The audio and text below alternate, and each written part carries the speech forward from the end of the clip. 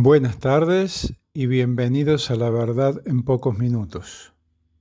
¿Alguna vez te preguntaste por qué reaccionás de determinada manera? ¿Por qué algunas cosas te afectan tanto? ¿O por qué repetís comportamientos que sabés que no te hacen bien? Tal vez el despertar de la conciencia no consista en encontrar respuestas extraordinarias, sino en empezar a observar aquello que ocurre dentro nuestro. En este texto vamos a explorar qué significa realmente despertar, observar nuestros pensamientos, emociones y automatismos, cuestionar todo aquello que creemos saber y aprender a estar más presentes en nuestra propia vida. Imagina que alguien te contradice delante de otras personas. Algo cambia dentro tuyo, el cuerpo se tensa, aparece una sensación de incomodidad y casi sin darte cuenta empieza a crecer la necesidad de demostrar que tenés razón. La otra persona sigue hablando, pero vos ya no estás escuchando, estás preparando tu respuesta. Finalmente contestás. Quizás ganás la discusión, quizás conseguís demostrar que el otro estaba equivocado, pero unas horas después, mientras haces otra cosa, la conversación vuelve a tu cabeza. ¿Por qué intentabas imponerte? ¿Qué estabas defendiendo realmente? ¿Una opinión o una imagen de vos mismo? Quizás el despertar de la conciencia empiece justamente ahí, en el momento en que dejamos de preguntarnos quién tiene la razón y comenzar a preguntarnos por qué quiero demostrar que tengo razón. La conciencia no necesariamente despierta acumulando respuestas.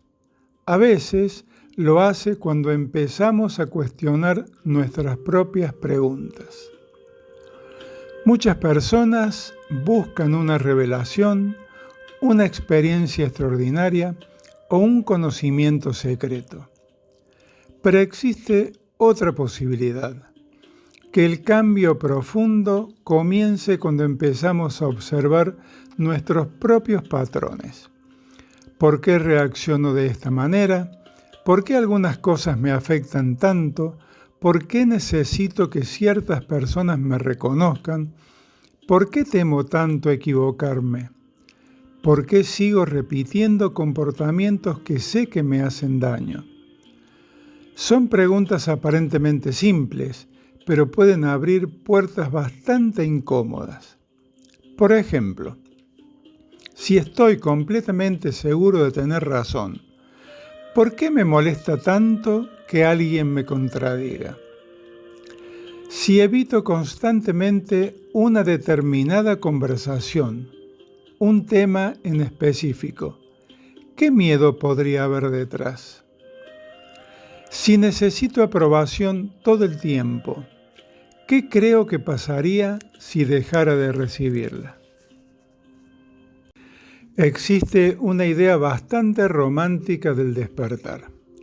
La persona despierta, encuentra paz, se vuelve amorosa, deja atrás el miedo y empieza a vivir en armonía. Pero la transformación real puede ser bastante menos agradable, porque cuando empezamos a observarnos con honestidad, también aparecen cosas que preferiríamos no mirar, como el orgullo, los celos, los resentimientos, la necesidad de controlar, los autoengaños, el miedo. Y quizás ahí aparezca una de las partes más difíciles del proceso. No intentar destruir esas partes, sino comprenderlas y transformarlas. Supongamos que me cuesta admitir que me equivoqué. Puedo decir, necesito dejar de ser orgulloso. Pero quizás sea más profundo decir, me cuesta admitir que me equivoqué porque una parte de mí siente que hacerlo disminuye mi valor. Lo mismo ocurre con los celos. En lugar de decir, no debería sentir celos, podría preguntarme, ¿qué miedo aparece cuando siento que puedo perder a esta persona? Quizás descubra miedo al abandono, inseguridad o una necesidad de controlar aquello que no puede controlar. Haciéndonos estas preguntas, los sentimientos no desaparecerán mágicamente, pero ahora ya sé que puedo observarlos.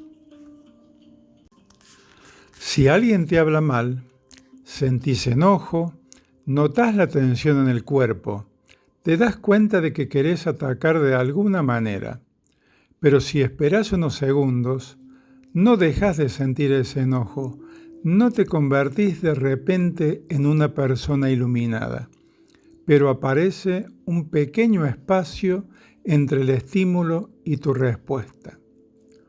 El despertar de la conciencia tiene mucho que ver con lo que ocurre en ese espacio, porque anteriormente alguien me provocaba y yo reaccionaba. Ahora, alguien me provoca, pero como ahora primero observo, elijo cómo responder. La diferencia parece pequeña, pero puede cambiar totalmente una vida. La mayoría de nosotros pasa buena parte del día haciendo cosas sin observar realmente lo que está haciendo. A eso le llamo vivir en piloto automático. Nos levantamos, miramos el teléfono, respondemos mensajes, trabajamos, comemos, discutimos, pensamos, volvemos a mirar el teléfono y repetimos. Si no estamos atentos a lo que hacemos, el cerebro aprende patrones y luego los ejecuta sin intervención consciente, porque comenzamos a confundir esos patrones con nuestra identidad. Y luego decimos, yo soy así, siempre fui así, no puedo evitar reaccionar de esa manera. Pero quizás la pregunta sea, ¿realmente soy así o simplemente aprendí a funcionar así? Podemos pasar 2 horas viendo una película y quedar completamente absorbidos por ella. Durante ese tiempo sentimos tensión, alegría, tristeza, curiosidad. Anticipamos lo que va a ocurrir, nos identificamos con los personajes y cuando termina, quizás, y tan solo quizás, descubrimos algo extraño. Durante 2 horas casi no prestamos atención a nuestra propia experiencia. No observamos nuestra respiración, no pensamos en nuestra postura, no escuchamos los sonidos de la habitación, no observamos qué emociones estaban apareciendo dentro nuestro mientras mirábamos la película. Es decir, nuestra atención estaba completamente ocupada. Algo parecido suele suceder cuando entramos en TikTok, Instagram o cualquier otra plataforma de contenido infinito. Termina un video, aparece otro, después otro y otro más. No necesitamos decidir demasiado porque el siguiente estímulo ya está esperando. El problema no es mirar la película, tampoco es utilizar las redes sociales. El problema aparece cuando cada instante de silencio necesita ser llenado por una notificación, una canción, un video, una conversación, una pantalla, algo, cualquier cosa que evite ese pequeño vacío. ¿Por qué? Porque cuando desaparecen los estímulos, aparece algo que puede resultar mucho más difícil de observar: nosotros mismos. Por eso, recuperar la atención puede ser algo tan sencillo como caminar sin música, comer sin mirar una pantalla, dejar el teléfono en otra habitación durante un tiempo o simplemente sentarse sin buscar inmediatamente algo que hacer. No se trata de escapar de la tecnología, se trata de recuperar la capacidad de decidir dónde ponemos nuestra atención. A veces hablamos del despertar como si fuera exclusivamente mental o espiritual, pero existe algo que solemos olvidar.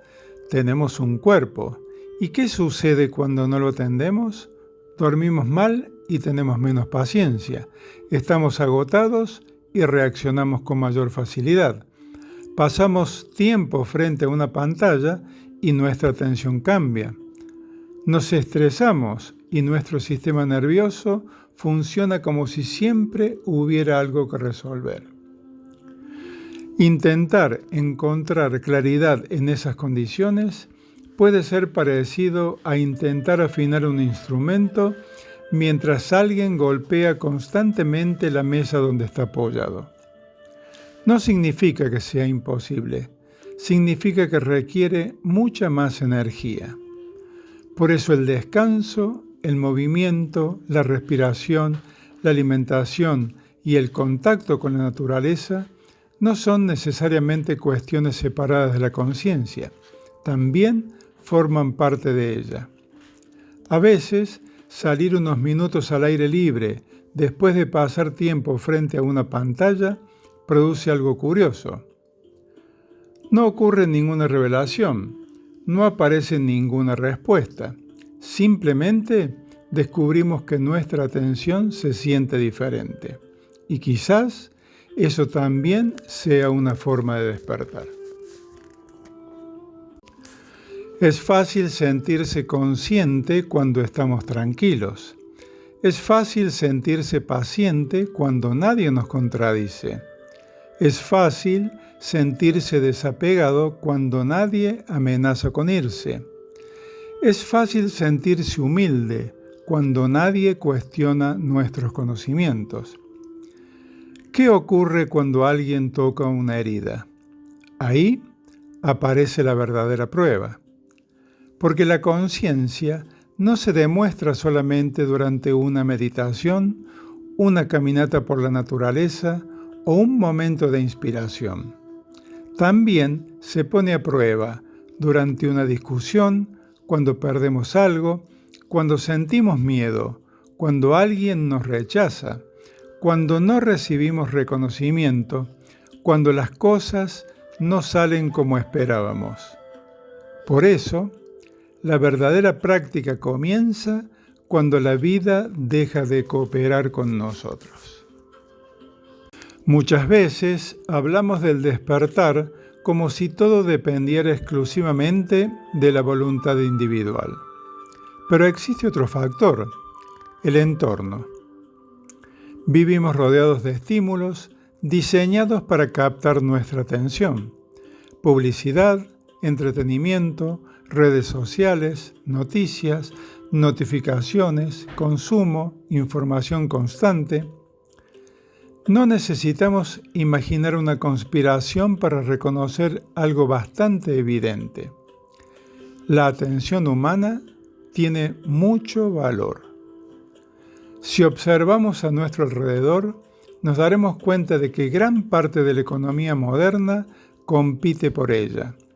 Por eso, puede ser difícil desarrollar introspección cuando cada momento de silencio es ocupado inmediatamente por algún estímulo externo. Y aquí aparece algo importante. No se trata de escapar del mundo, se trata de aprender a estar en él sin entregar automáticamente nuestra atención a todo lo que la reclama. ¿Podemos despertar completamente solos? Aquí aparece una paradoja. La soledad puede ser necesaria, pero las relaciones también. Una persona puede retirarse durante semanas a un lugar tranquilo y sentirse profundamente en paz. Pero quizás nunca descubra cuánto orgullo tiene hasta que alguien la contradiga. Quizás nunca descubra cuánto necesita controlar, hasta que alguien haga algo diferente de lo que esperaba. Quizás nunca descubra cuánto le cuesta perdonar, hasta que alguien vuelva a tocar una herida antigua. Indefectiblemente, convivencia funciona como un espejo. Por eso podríamos decir, la soledad puede mostrarte quién sos cuando nadie te molesta. La convivencia puede mostrarte quién sos cuando algo te molesta. Ambas enseñan cosas diferentes. Hay una cuestión todavía más incómoda. Decimos que el despertar está disponible para todos, pero las condiciones de partida no son iguales. Una persona con tiempo libre, seguridad económica y acceso a educación dispone de un espacio mental muy diferente al de alguien que vive permanentemente ocupado y preocupado por sobrevivir. Y ya hemos visto que el despertar requiere atención, energía, tiempo y cierta libertad interior. No alcanza con decirle a alguien, presta atención, observa tu mente, cuestiona tus automatismos. Si esa persona está pensando cómo pagar el alquiler, cómo cuidar a sus hijos, cómo conseguir trabajo o cómo resolver una situación de violencia. Podemos decirle a alguien que observe sus pensamientos, que permanezca en el presente o que cuestione sus acciones. Pero resulta ingenuo ignorar que no es lo mismo intentar hacer ese trabajo desde la seguridad que desde la amenaza constante. Y esto no es solamente una cuestión de tener más o menos tiempo. La precariedad también consume atención. La incertidumbre, el miedo, el agotamiento y la necesidad constante de resolver problemas inmediatos ocupan una parte considerable de la energía mental disponible. Por lo tanto, el despertar puede ser una posibilidad humana universal, pero lamentablemente las condiciones para explorar esa posibilidad no están distribuidas de manera universal. Pero te dejo una pregunta para que la pienses. ¿Y si una parte del despertar consistiera en cuidar nuestra energía en vez de desperdiciarla en tantas cosas vanas? Una persona puede saber muchísimo sobre la conciencia, puede leer libros de psicología, estudiar filosofía, conocer tradiciones espirituales, hablar durante horas sobre el ego, y aún así, reaccionar constantemente desde el miedo, la necesidad de aprobación o el orgullo. Porque entender algo intelectualmente no significa haberlo incorporado. Podemos saber que dormir bien es importante y seguimos durmiendo mal. Podemos saber que discutir desde la ira empeora las cosas y aún así hacerlo. Podemos saber que necesitamos soltar algo y continuar aferrándonos. Entonces aparece una pregunta fundamental. ¿Qué hace que una persona pase de entender algo a realmente vivirlo? Quizás ahí esté una de las grandes diferencias entre la información y la conciencia. La información puede cambiar lo que pensamos. La experiencia puede cambiar lo que somos. Tal vez una de las señales de madurez sea dejar de obsesionarse tanto con tener la verdad. No porque la verdad no importe, sino porque podemos reconocer que nuestra comprensión siempre puede ser incompleta. Pensar, quizás estoy equivocado, no significa debilidad. Significa dejar una puerta abierta, y esa puerta permite seguir aprendiendo. Alguien podría saber muy poco sobre grandes misterios y, sin embargo, vivir con enorme bondad, claridad y presencia. Otra persona podría conocer cientos de conceptos espirituales y continuar completamente atrapada por su necesidad de reconocimiento. Entonces, quizás el despertar no se mida por cuántas verdades conocemos. Tal vez se mida por cuánto cambia nuestra manera de estar en el mundo cuando comprendemos algo. Entonces, ¿qué significa despertar? Quizás no es convertirse en otra persona. Quizás dejar de estar completamente identificado con quien creíamos ser. Observar nuestros pensamientos sin asumir que todos son verdad, sentir una emoción sin convertirla inmediatamente en una acción, reconocer nuestros defectos, aceptar que podemos estar equivocados, aprender a escuchar, a estar solos, a relacionarnos, cuidar el cuerpo, proteger nuestra atención, encontrar momentos de silencio, volver al mundo y volver a observarnos una y otra vez. Porque quizás el despertar no sea un momento único, quizás sea una práctica, una especie de movimiento permanente entre observar, comprender, equivocarse, volver a mirar y cambiar. Y tal vez por eso no exista un punto definitivo en el que podamos decir ya desperté.